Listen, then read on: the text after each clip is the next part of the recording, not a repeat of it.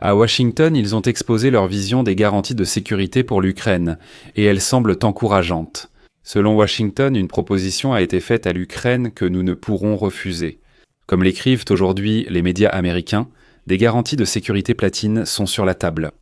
Des documents secrets élaborés par les États-Unis et l'Europe prévoient que l'Ukraine renonce à rejoindre l'OTAN, mais en échange, on nous propose quelque chose de plus sérieux que de simples préoccupations. Il s'agit de missiles Tomahawk d'une portée de 1000 km et d'un accord de sécurité qui sera soumis au Congrès américain. Ça sonne bien. Zelensky l'appelle l'équivalent de l'article 5 de la charte de l'OTAN, mais des experts préviennent de façon inattendue que c'est un piège. Pourquoi Trump est-il prêt à fournir des armes, mais pas à envoyer des soldats dans le cadre des garanties de sécurité, et comment le dictateur Poutine pourrait-il utiliser ces garanties contre l'Ukraine ?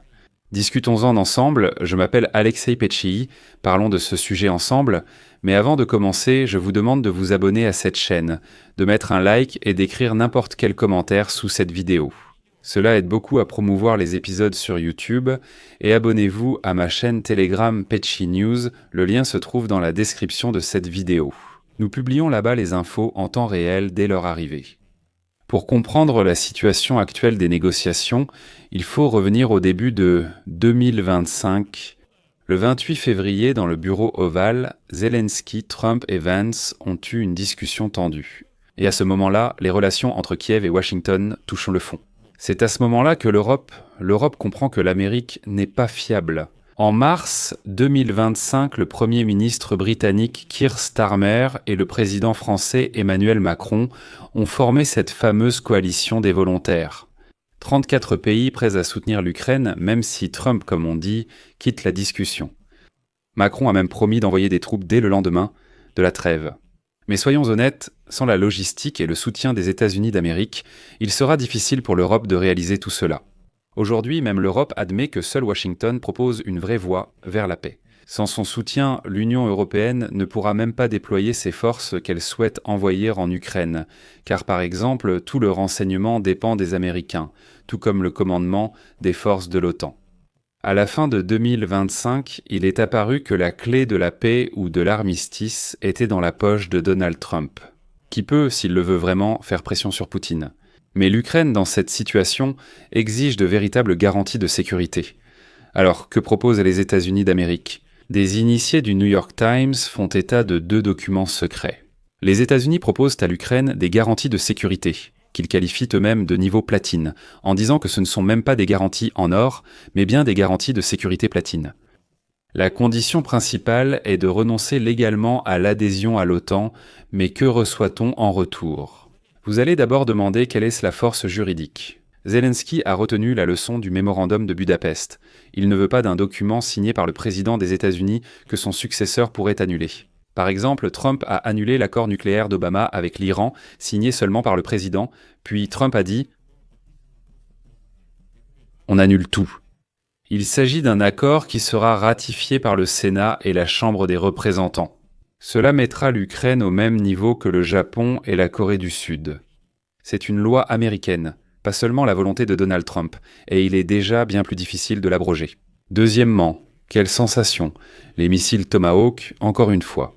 Les experts affirment qu'il est possible que les garanties prévoient néanmoins la livraison de missiles Tomahawk à portée de 1000 km, ce qui, auparavant, seuls 4 alliés proches des États-Unis recevaient en ces armes.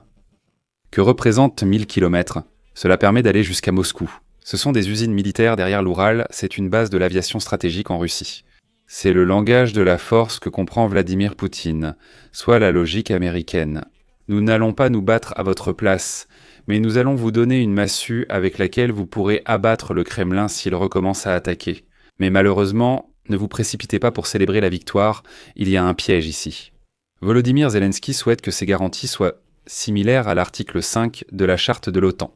C'est-à-dire qu'une attaque contre l'un équivaut à une attaque contre tous.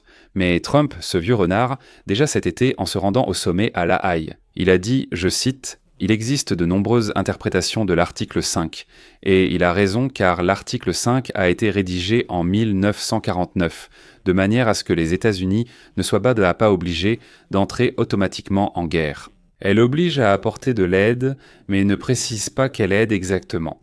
Il est donc peu probable que les États-Unis acceptent une garantie les engageant à intervenir militairement en Ukraine. De plus, les États-Unis ont averti Kiev que, soi-disant, l'offre ne resterait pas valable indéfiniment. Et ça, c'est déjà un ultimatum, c'est-à-dire prends-la maintenant, ou plus tard, il n'y aura même plus ça.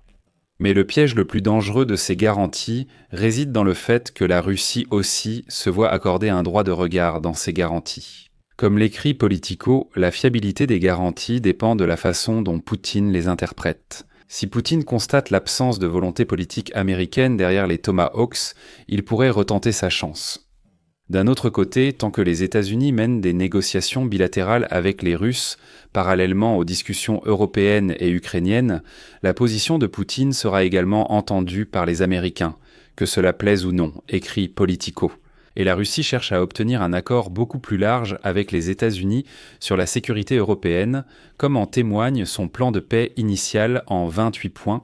Et étant donné que Poutine ne fait toujours pas de concessions sur ses exigences maximalistes, il reste inconnu à quoi la Russie est prête à consentir. Je rappelle que Mark Rutte, secrétaire général de l'OTAN, a déclaré que l'objectif principal des garanties de sécurité pour l'Ukraine est de prévenir une nouvelle agression russe après la fin des hostilités ou un accord de paix. Rutte a également ajouté que le système de sécurité pour l'Ukraine doit reposer sur 3 éléments: une armée ukrainienne forte, des garanties de sécurité européennes et le soutien des États-Unis. Cela est en ordre les États-Unis. Au final, nous nous retrouvons dans une situation paradoxale. On nous propose des armes puissantes et le statut d'allié spécial, mais au prix de l'abandon du rêve d'adhésion à l'OTAN et de la suppression de ce point de la Constitution. En fait, c'est une sorte de modèle israélien. Nous nous transformons en un camp militaire rempli de missiles américains, mais nous devrons nous défendre nous-mêmes. Ces garanties de sécurité platine sont bien sûr meilleures que rien, et certainement meilleures que celles de Budapest. Mais elles ne fonctionnent que tant qu'il y a à la Maison-Blanche des personnes prêtes à respecter ces garanties. Dès qu'un responsable à la Maison-Blanche dira que l'Ukraine ne peut frapper la Russie avec certaines armes, Poutine gagnera aussitôt en assurance. Et de telles garanties cesseront simplement de fonctionner. C'est pourquoi il y a malheureusement ici beaucoup de pièges cachés, et je comprends à quel point il est difficile pour la délégation ukrainienne de négociation d'obtenir le maximum de ce qui est possible aujourd'hui. Je vais mettre des points de suspension ici. Donnez votre avis, écrivez vos conclusions sous cette vidéo, abonnez-vous à la chaîne, cliquez sur la cloche et n'oubliez pas de mettre un like. Les amis, si cet épisode vous a intéressé et été utile, vous pouvez remercier le travail de cette chaîne YouTube par un don ou un abonnement payant via les liens et coordonnées indiqués. Dans la description de cette vidéo, il est écrit « Soutenir la chaîne Alexei Pechii ». Choisissez le format qui vous convient le mieux. Je vous serai reconnaissant pour tout soutien de votre part. C'est tout pour aujourd'hui. Prenez soin de vous. À bientôt à tous.